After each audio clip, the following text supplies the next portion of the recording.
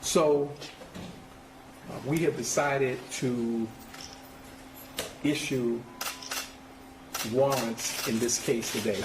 So in reaching our decision, there were some considerations that we considered important.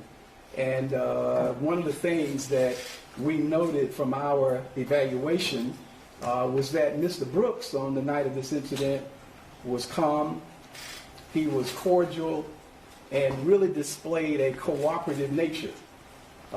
Secondly, even though Mr. Brooks was slightly impaired, his demeanor during this incident was almost jovial.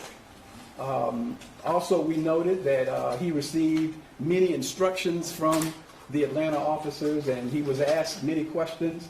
Some of the questions he was asked repeatedly, but for 41 minutes and 17 seconds, he followed every instruction, he answered the questions. The fourth thing we noted is that Mr. Brooks was never informed that he was under arrest for driving under the influence. And this is a requirement of the Atlanta Police Department.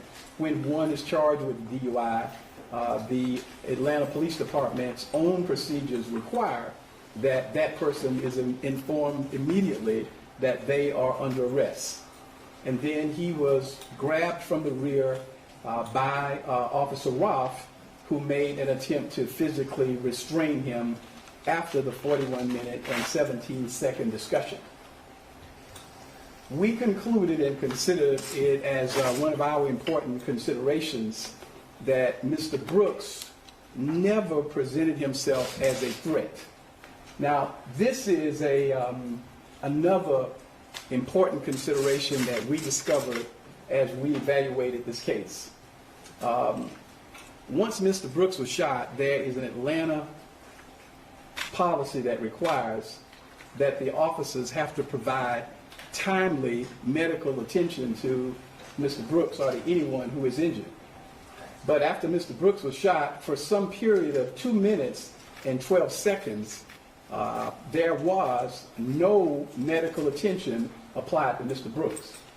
But when we examined the videotape and in our discussions with witnesses, what we discovered is during the 2 minutes and 12 seconds that Officer Rolfe actually kicked Mr. Brooks while he laid on the ground, while he was there fighting for his life.